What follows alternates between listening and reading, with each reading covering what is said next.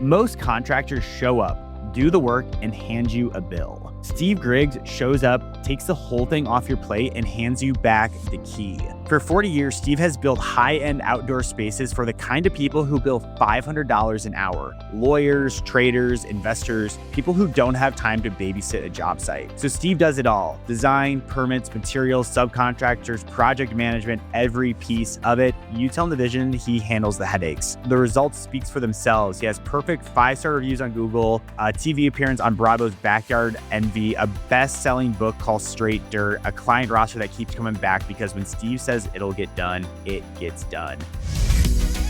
But none of it came easy. He got his doors blown off on a 35-story rooftop job he never should have taken. He spent years being the best craftsman in the room and nearly went broke because of it. He had to learn the hard way that being great at work and running a great business are two completely different skills. I'm Ryan Atkinson, and you're listening to the Up The Podcast, where we interview entrepreneurs to hear their advice on how you can start a business too. I am so excited to welcome Steve to the podcast today. So Steve, thank you so much for being here. So excited for you.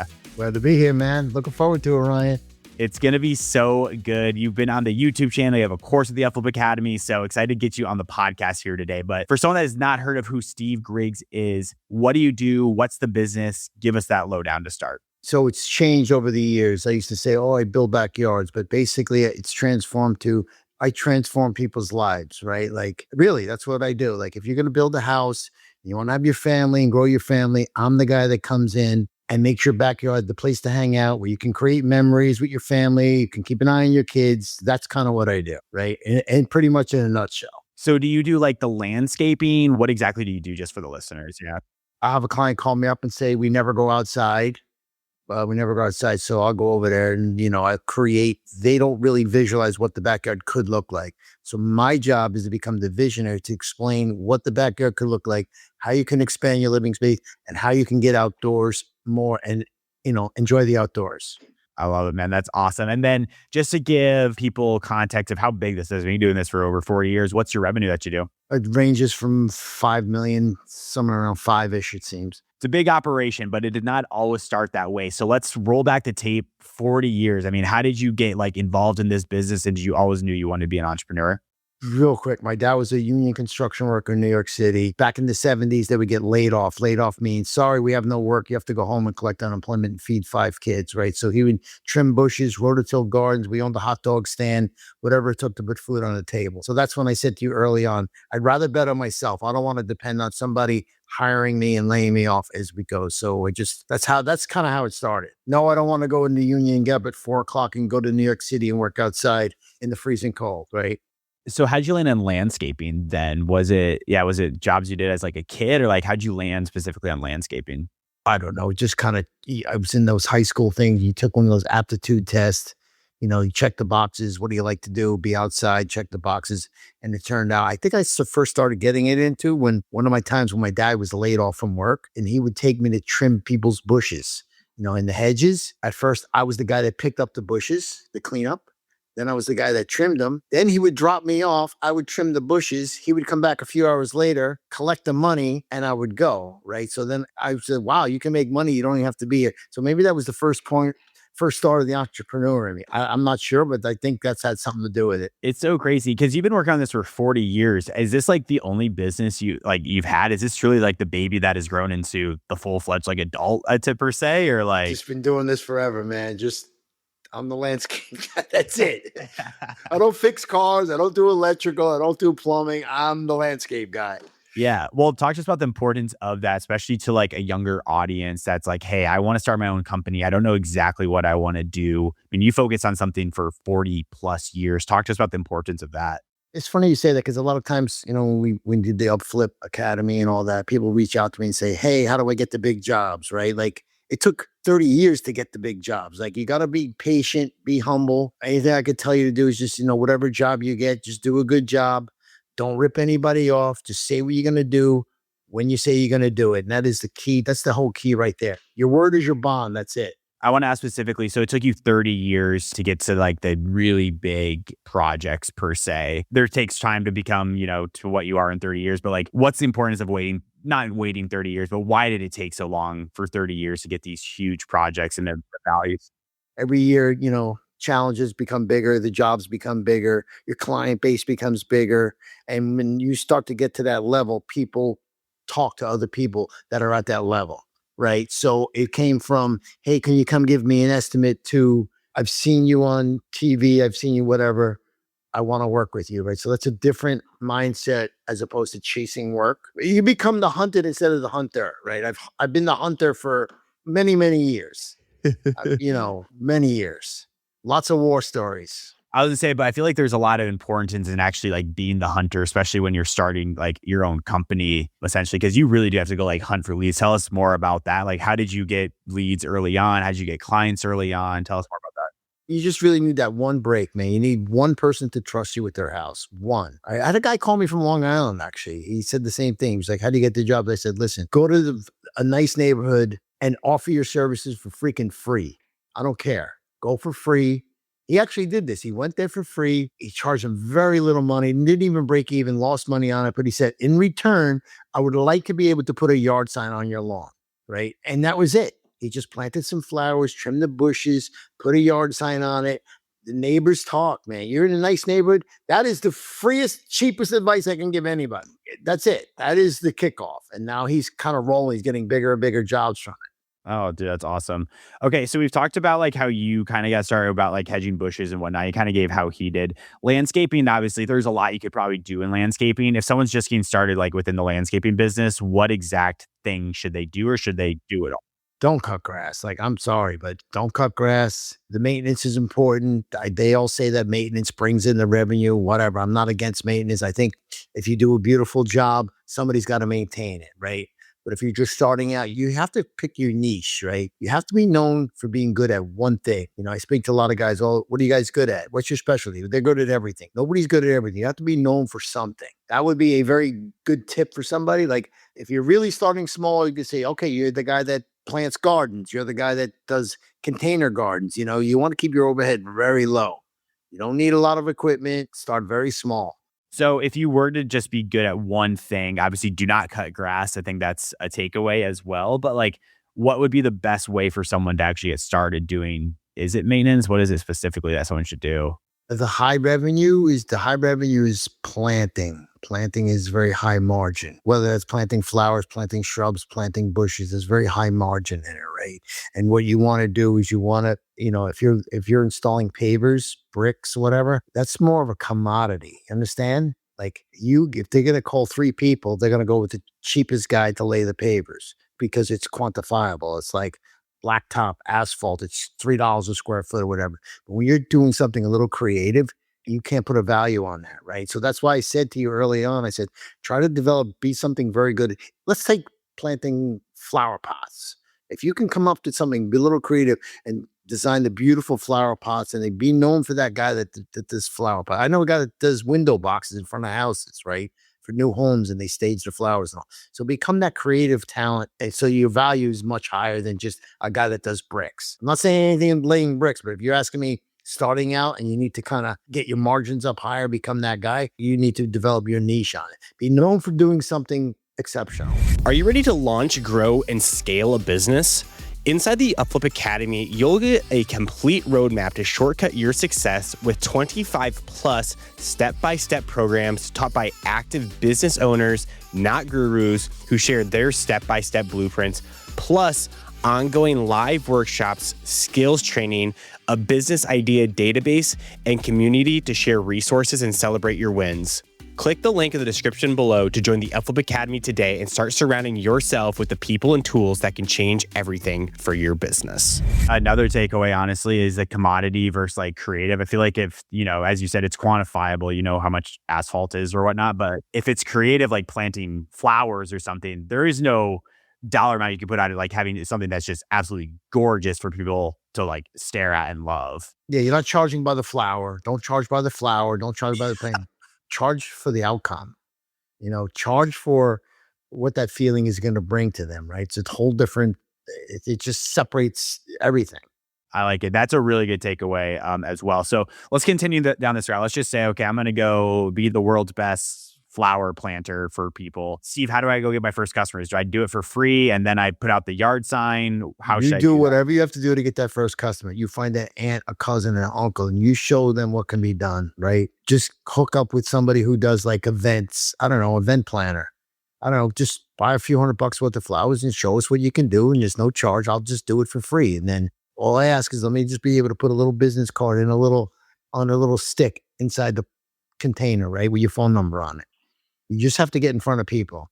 Even if you have to do it for free for a first couple, it doesn't matter. See, how are you going to advertise? You need those first couple of clients, and those first couple of clients tell other people. And that's how it just snowballs. That's exactly how I did it. Word of mouth. And it sounds like how to like keep those customers happy. Obviously, as you said, show up, be on time, and like actually do the job. That's one of the best ways in this industry to like actually create the value for our clients. Yeah. And then another tip is like if a flower dies, replace it. Don't say, if it's warranted for 30 days, you give them 60 days, whatever. Just get back in that. Once you get back in there, they know, like, and trust you. You heard it all the time. They'll give you more work. So if you say, hey, if a flower dies, I'll come and replace it, and something dies and they call you and you ghost them, you're over. It's over. Like they won't call you again, even if it's a $3 flower. Okay, so we're going to do flower pots or planting, whatever. We're going to get our first, 10 customers. Once we start charging, do you have like a formula for pricing? Do you evaluate competitors? How would you go about pricing? Don't be a competitor. Like, don't be like, it's all going to based on your value, right? Like, what are you known for? You can be like this famous flower designer guy. You could charge crazy amount, but we're using the flower pots because it's very simple. And you don't need a lot of machinery or overhead to do it. You get a flower pot, you put the flowers in it. We're using this as an example, right? I mean, you definitely want to at least double your money. I mean, I don't know. It depends on, if you're just starting out, as you build it up, you become more and more, right? So make what you can make, but don't rip anybody off. You're not a charity. Charge money and have enough in there which I didn't do for a long time. I didn't charge enough and something died to go back, right? So you want to have a little cushion in there in case you have to go back. You have a little extra money to go back. Do you have like a target like profit margin? Because when I do like video projects for clients, we always target, we want to be at like 65% margin at like the worst. Do you guys have like a specific profit margin you shoot for on a project, or? You try to go 50% gross margin because you're going to go back and then you're dealing with construction and just so many unknowns. Okay, so we talked about all of that, but at some point, obviously, once you get to 100 clients, 150, 200 clients, you're probably going to leave and hire someone else to do it. When is the right time to hire someone to do the work alongside you or for you? As soon as you can. If I would have known that now, I would be in a different scenario, right? So you want to bring on people earlier on. Don't try to do it all yourself, but you should know how to do everything. I never ask anybody to do something I wouldn't do it myself or haven't done it myself. That makes you the sniper in the room, meaning that nobody can BS you. You know what it takes to get the job done because you've done it before, right? I've done every aspect of the landscape, every aspect of it. Cutting grass, plant, all of it. Like there's nothing you can tell me about the landscaping that I haven't done myself. Pulled weeds, all of it. But is there a time where you hire like too early because you don't have the margin, or like obviously you should do it as early as possible, but like what's that balance? Are there any metrics or anything you look for and like when's the best time to hire, or is it just like do it? Just got to do it. Like, okay. Just do it. So your job, you're not really in the flower planting business. Your job is really sales and marketing. You're really in the sales and marketing and the branding business. Your only job is to get more good jobs. Like you cannot be the guy that puts the flowers in the pots. Forget it. You'll just work yourself out of another job. You need to be the guy that creates the vision for that product. Go to garden clubs and demonstrate your abilities or whatever you have to do. Your job is just become the face of the flower pot. One of the early days in my business, I was like doing a lot of the like project management and account management for all of our existing clients. And I hired people to do our sales. One of the worst business like decisions I think I've ever made, because I feel like it's when the founder's doing it, it's just different. And you truly are like the brand and the marketing of it. Well, nobody's going to care like you, right? So nobody cares like you. So even now that I have to I still micromanage everything because it's not a trust issue. It's just a matter of your name is on the thing. Your name is on the project. If somebody drops the ball, because you're dealing with people all the time, they're going to drop the ball. You just got to make sure it doesn't get dropped. So I like to use the word with Daniela, who's my assistant. I say, trust and verify. Oh, I called and they left them a message. You got to trust and verify. Did they do it? And verify it was done, because that's key. Trust and verify. That's Yeah, trust and verify. Okay, trusted that they're going to do it. That means you're not really on top of them, but verify that it got done the way you wanted it to be done, right? so let's just say in this instance, I'm going to put you on the spot. So let's just say like a job like goes sideways, something breaks. Sideways is all the time it goes. That's fair. Well, then how do you like handle that? Like, what do you say to a high paying client if like a job like does go sideways? Like, how do you amend that relationship as well? Because again, like your name's on this. So like, how do you do that? First thing you do is you want to assume responsibility. So we had an 8-foot retaining wall fall down, right? Storm came, knocked it down, whatever. I told the guy, don't come to your summer house this weekend. There's been an issue. No one got hurt. I got your back. I got it covered. You have to project that authority and you have to give them confidence. Don't just BS them, but you have to make sure that you're the guy in charge, that you're the leader. You're going to take control of the situation. You can't say, oh, I can't. The rain came, the storm came, dog ate my homework. These people where I deal with don't want to hear your stories, man. They do not want to hear your excuses, your stories. That's why you're getting paid. Handle it. They're too busy doing it. That's why you're there. And because you're dealing with some like pretty high ticket people, as I alluded to in that intro, like you're dealing with like the lawyers, the investors. No, even you got the athletes, the celebrities. It's a whole different, they don't have time they don't want to hear about how much it's going to cost and when you're going to be done. That's pretty much it. Do you have like any crazy stories with like athletes or like take it where like you had to deal with a situation or anything? Or every job is a situation where, and sometimes you don't even deal with those people. You deal with their people, right? Where, wow. Yeah, they have people that do that kind of stuff. They have people that watch me. Like it's like house people or whatever you got to deal with, right? So yeah. I want to talk about the backyard envy on Bravo TV because that obviously has to be like a pretty cool thing for you to do. One, how did you get on like Bravo like TV and like did that attribute anything with sales or? Yeah, you get some calls from it. Basically, in a nutshell, we were the landscapers on the show, right? They would call us in to do the backyards, and Mel, Garrett, and James would be the guys that would show up and do the reveal and do all that. But we were the blood, sweat, and tears to get the job done. So they would show up, do their thing, get in front of the camera, have a lot of laughs, and they say, okay, we'll be back tomorrow morning at 9 for the reveal, meaning that the cameras will be here, the clients are there. So we have to kind of, you have a deadline. You got to get it done in a certain amount of time. That's basically it. Whoa. Well, talk to us about like that time crunch. Like, what did you all have to do? And put a patio in, landscape it, just whatever. Then the furniture people would come in, stage the whole thing. Yeah, it was good. It was fun. It was, we did it for 2 seasons with them. They found us because they were mainly in New York City, right? And their show wanted them to go out into the suburbs. So they reached out and they said, hey, we're filming this new show. Are you interested in doing some stuff for it?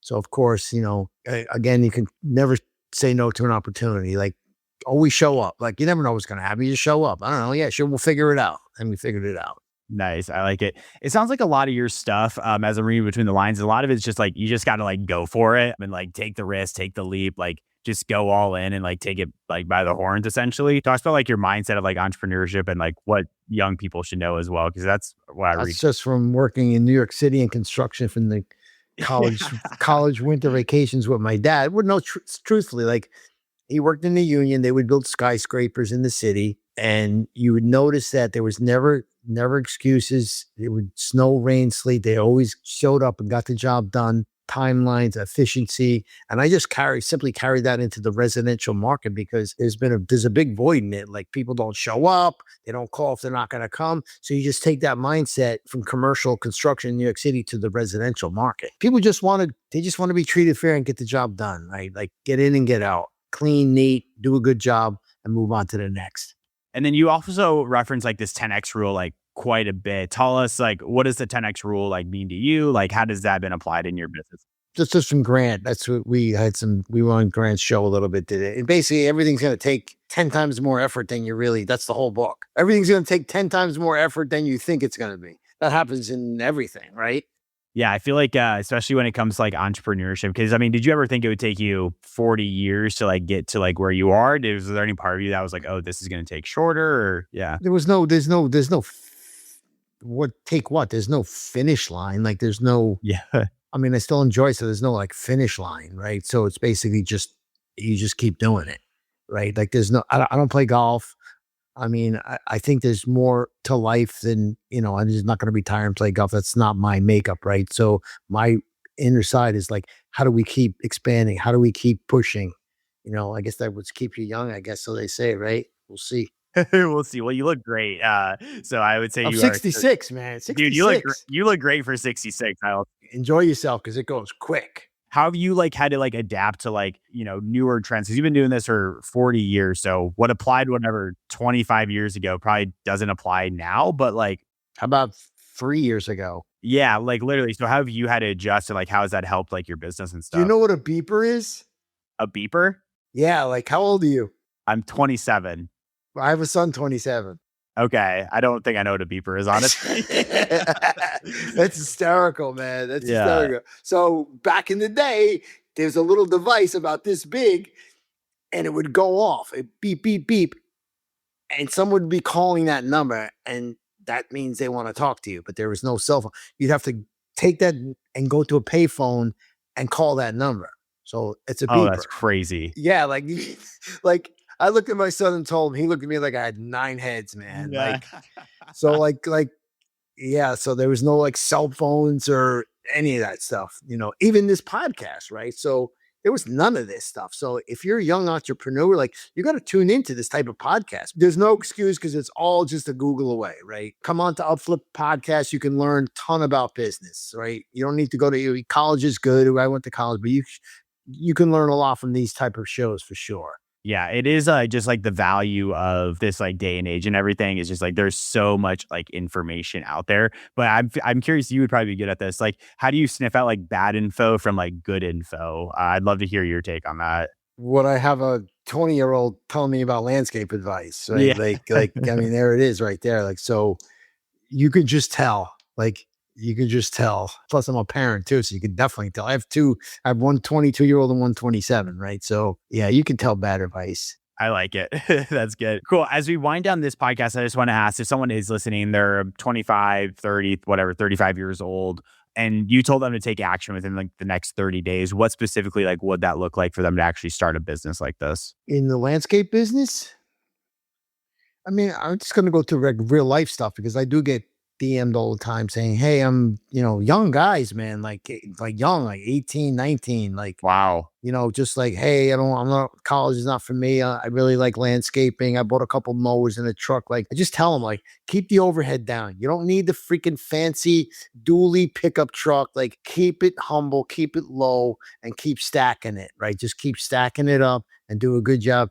Invest in yourself, take courses like this, take courses like Upflip, and keep learning and growing. I'm still learning every day, man. I still learn every day. I'm just learning AI, right? I'm just learning all that stuff, right? So it's a crazy world. So good. And you've been crazy good, man. You have an awesome like engine. I like love your mindset towards all of this. So this has been great. Let's get into our fan blitz questions. These are questions submitted from our community listeners. If you want to join in on world-class entrepreneurs like Steve, email us at podcast@upflip.com to get your question answered. But Steve, ready for our last 5 here? Sure. Scenario, truck breaks down. You've got a crew waiting, a client expecting you on a site in an hour. What do you do? Those are great. Yeah. Those are freaking great. That's happened to me all the time. Go rent a truck, figure it out. I'll see you there in an hour. Like, get it done, whatever it takes. I don't want to hear about your truck breaking down. I don't want to hear it. Like, no, you got to figure it out. That's a very good question because it does happen. I can't make it. The truck broke down. Nowadays, you can't get to work. Your car broke down. Get an Uber. Just get it. You got to figure it out, man. Get it done, dude. I love that mindset. That's so good. That's awesome. A competitor undercuts your bid by $10,000. Do you match it or do you walk away? Oh my gosh. These are good. First of all, what are you comparing me to? Like, what are we comparing? That would be my first question. What are you comparing me to? Like, is it bid side by side? If it's a side by side, I'd want to know what's the difference because $10,000 is a difference, right? And I always tell them, listen, I'm telling you guys, I know what the numbers are. I've been doing this a while. I know what every material costs and I know what the labor is going to be. There's no way he's going to need to cut corners somewhere. Whether he's doing pavers, he's going to use less gravel, whatever it is. If he's cutting the margins that close, because they know what the number is, if something dies and needs to be replaced, he won't be back. Very simple. That's good. That's good. And that's experience right there. Best piece of advice your dad ever gave you? He's hardcore. He's passed away, but he's Same thing. Everybody needs a little disappointment, man. I'll never forget that. What do you mean by that? Yeah. Just like he said, if you guys weed the garden, well, I'll take you fishing. True story. And we weed the garden. Okay, let's go. We're ready to go. And he's like, I'm not going to go.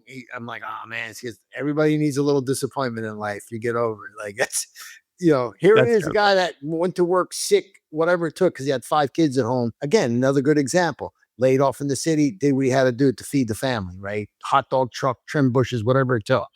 Dude, I love it. That's awesome.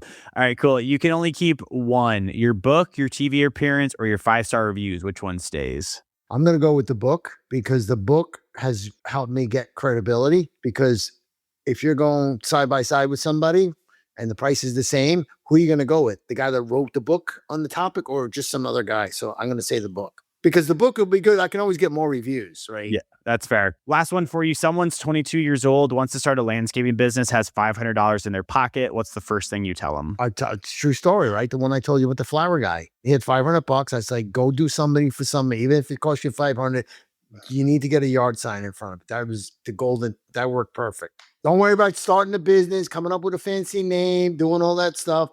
Just get sales. Well, Steve, this has been incredible. That's a wrap on our Fan Blitz questions. That is a wrap on this podcast. So yeah, you've been awesome. I just love your mind. You're a good interviewer. You're a good interviewer, Ryan. You're very good. I appreciate that, man. See, man, you just keep it roll. You just quick it rolling. That's the way you do it. This is recording, so I'm happy this is recording. But Steve, if someone's like, oh my gosh, I need to learn more about Steve, where can they connect with you and learn more about you? Instagram seems to be the go-to place now that I've learned all that. At Steve Griggs Design or, whatever. You want to call me up? Got a question? Here's my cell phone, 914-879-5622. I don't mind helping out. Everyone, that was an amazing episode with Steve. 3 quick takeaways for you. Number 1, be good at one thing when you're getting started. Don't offer 100 different landscaping services. Offer one thing like the planting service. Number 2, to get your first 1, 2, 3 clients, do it for free and put a yard sign out front. That's gonna be the best way to really expand your business and at least get someone to trust you, especially early on. Number 3, be patient, be humble. That's a lot of what business comes down to. He has been in this for over 40 years and has now worked with athletes, lawyers, you name it. He probably has done it. So it takes a long time to build a business like this. If you guys are enjoying this podcast, please give us a 5-star rating wherever you get your podcast. It helps us get more amazing entrepreneurs like Steve onto the show, and we will see you next Monday. Steve, you're the man. I appreciate you so much. All right, Ryan, have a great day.